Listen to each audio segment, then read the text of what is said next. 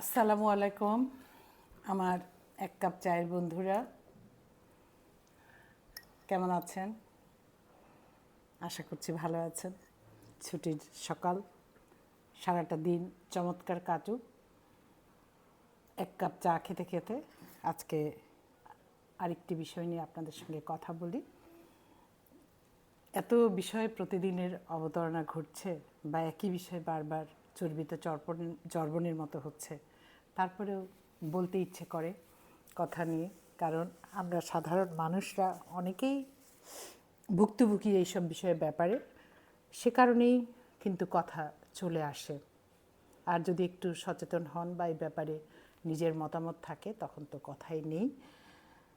আজকে যে বিষয়টি নিয়ে কথা বলবো, সেটা আমরা দেখতে পাচ্ছি যে এই যে 5ই আগস্টের পর 8ই আগস্ট নতুন সরকার গঠিত হওয়ার পর থেকে দেশে একের পর এক অস্থিরতা বিদ্যমান।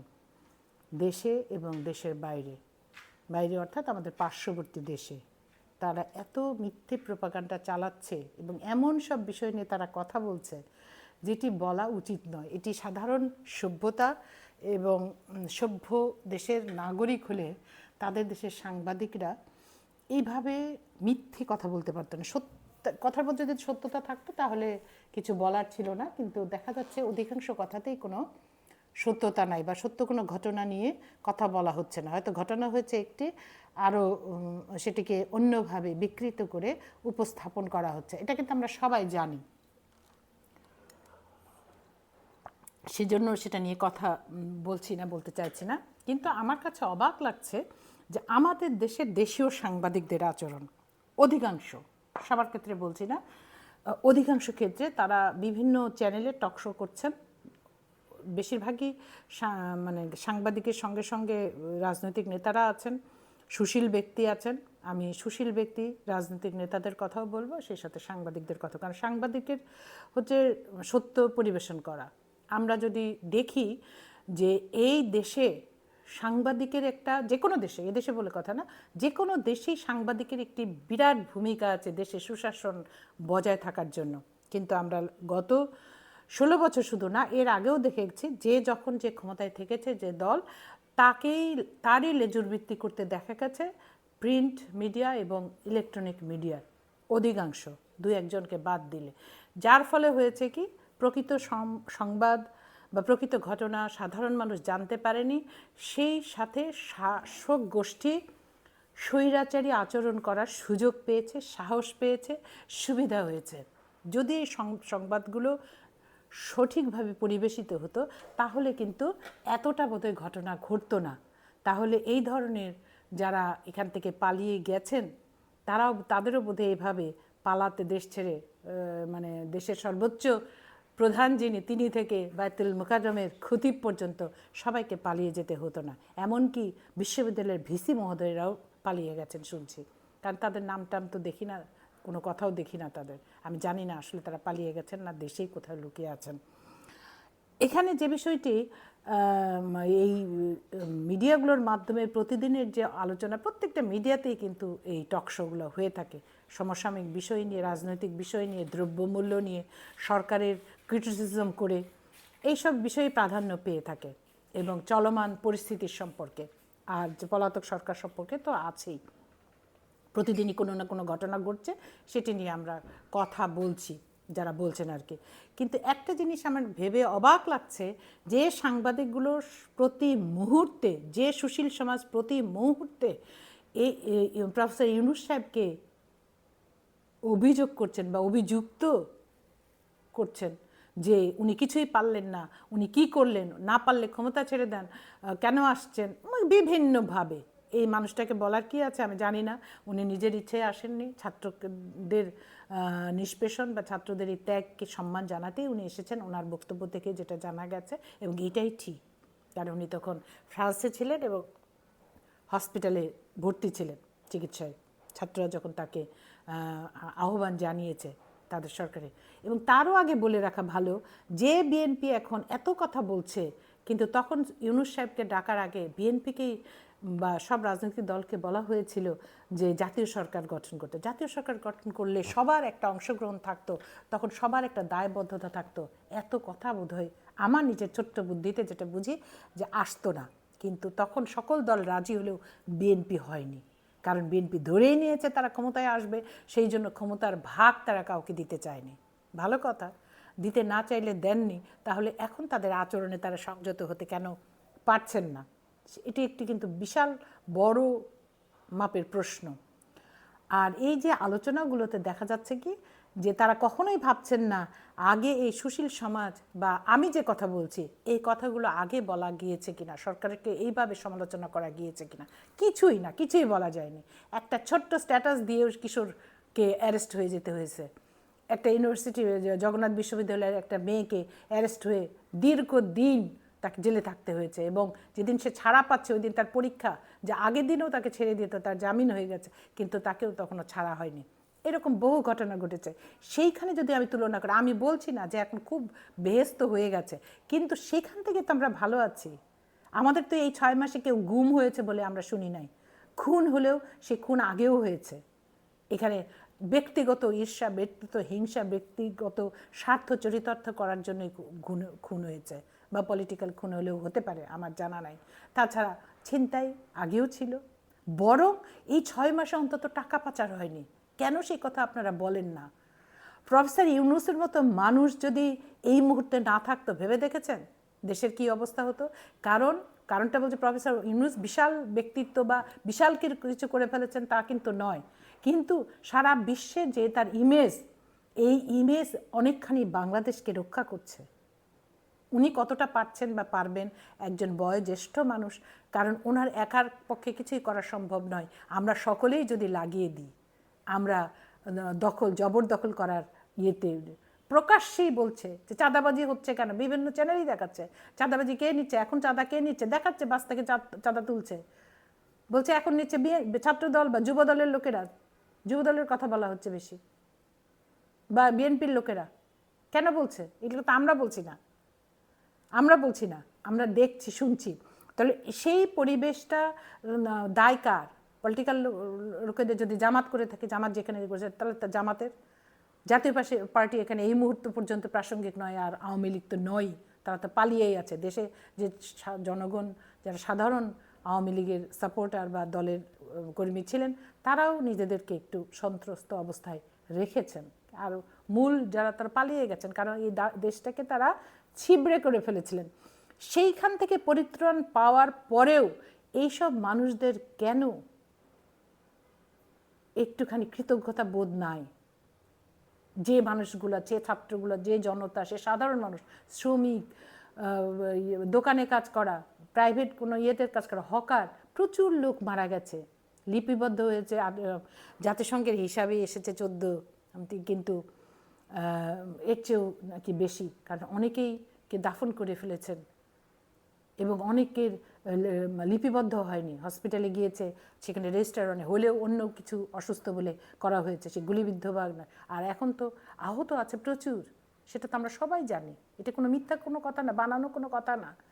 তাহলে এখন পরিবর্তন হয়নি কেন বলেন সেই সব মানুষেরা, সুশীল ব্যক্তিরা, সুশীল সমাজের প্রতিনিধিরা, যারা নিজেকে মনে করেন সমাজ পরিবর্তন করে ফেলবেন?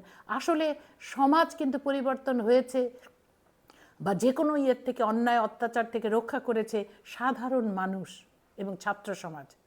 নেতারা কিন্তু কখনো করে নাই। নেতারা ওই দূরে থেকেই সকল সুখ ভোগ করেই কিন্তু করেছে।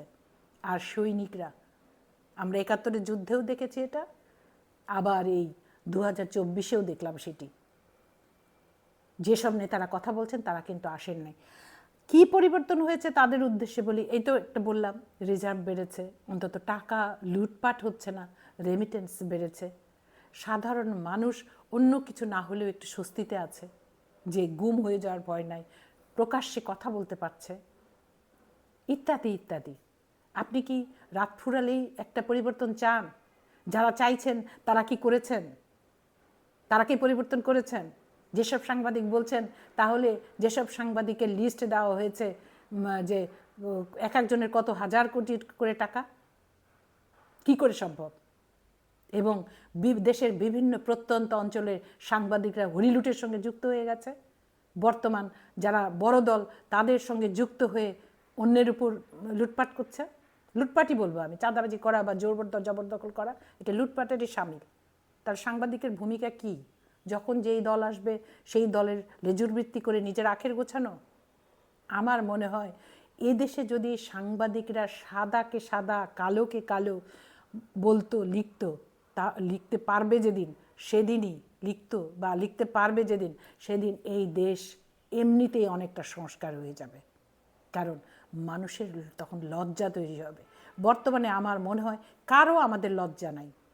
কারণ অবলীলায় আমরা মিথ্যা কথা বলতে পারি, অবলীলায় আমরা প্রতারণা করতে পারি, অবলীলায় আমরা অন্যের জিনিস জোর করে দখল করতে পারি। এটা যতদিন আমরা করতে থাকব ততদিন কিন্তু এর পরিবর্তন ঘটবে না বলেই আমার ধারণা।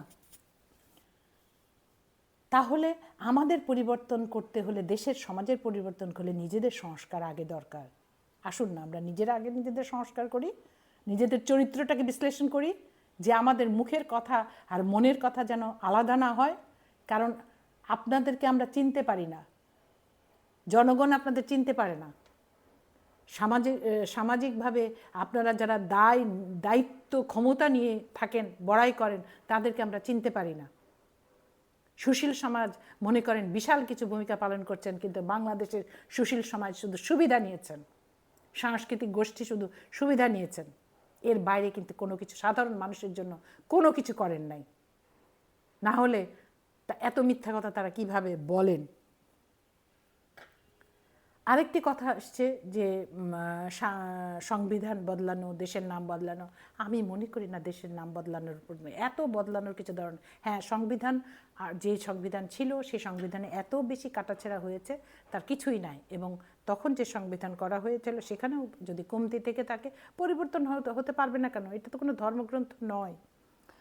বেশ কয়েকদিন ধরে শুনছি যে র্যাবের পোশাক দেখেছি আমরা, র্যাবের পুলিশের সবার পোশাক বদলানো হয়েছে। পোশাকটি আমার পছন্দ হয়নি, কারণ আমি মনে করি পোশাকের রং পছন্দ হয়নি, সেটা তো আছে।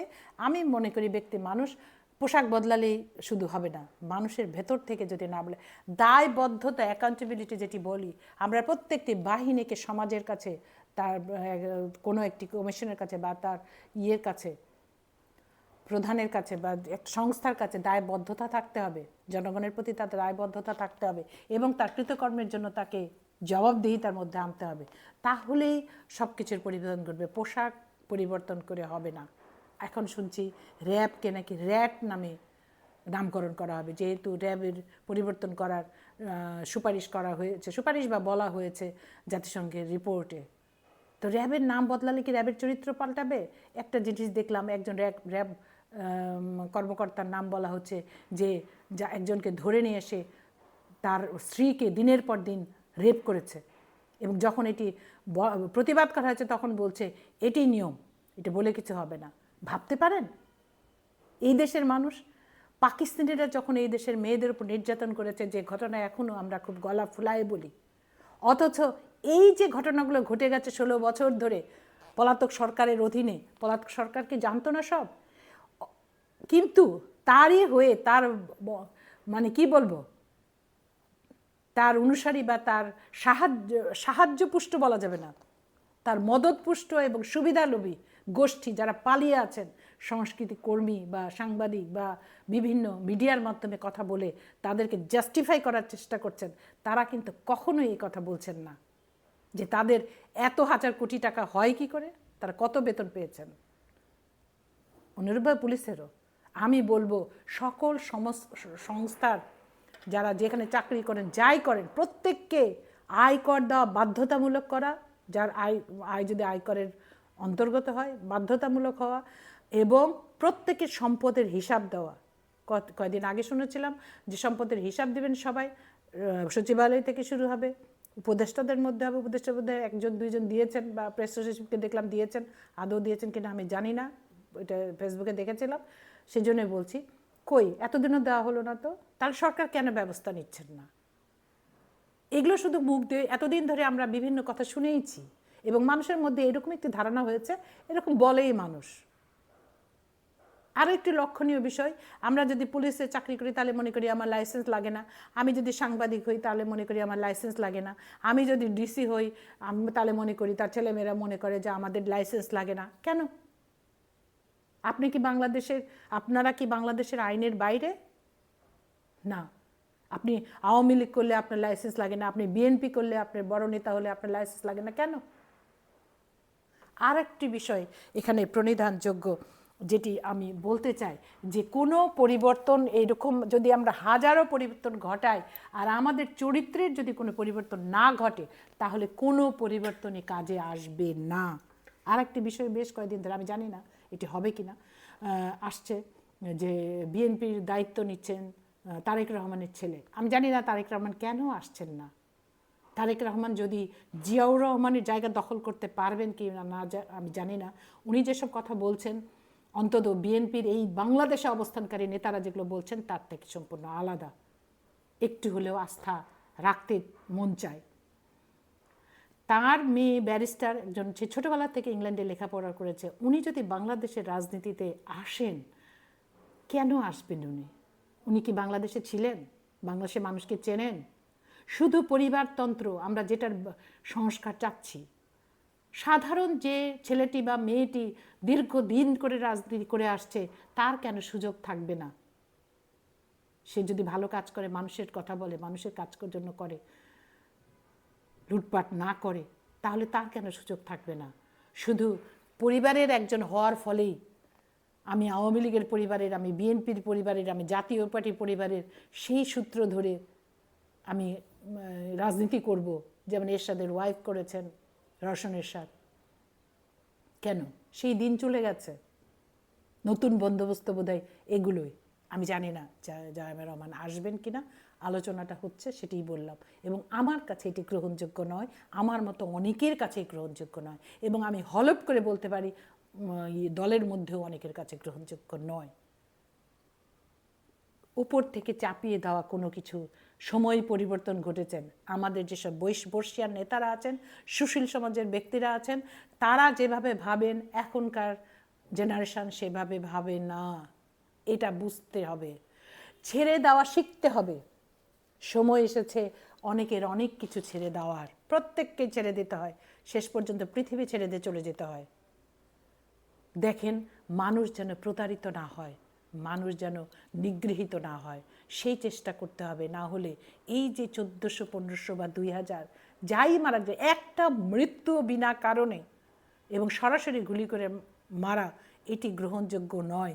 সেটি ছাত্র হোক, জনতা হোক, বিএনপি কর্মী হোক, জামাত কর্মী হোক, বা অন্য যে কেউ হোক, সেটি নারী হোক, শিশু হোক, ছাত্র হোক, বা পুরুষ হোক, বা কোনো হকার হোক, কোনো, কারণ আমরা যে জিনিসটা দিতে পারি না সেটি নেয়ার অধিকার আমাদের নেই।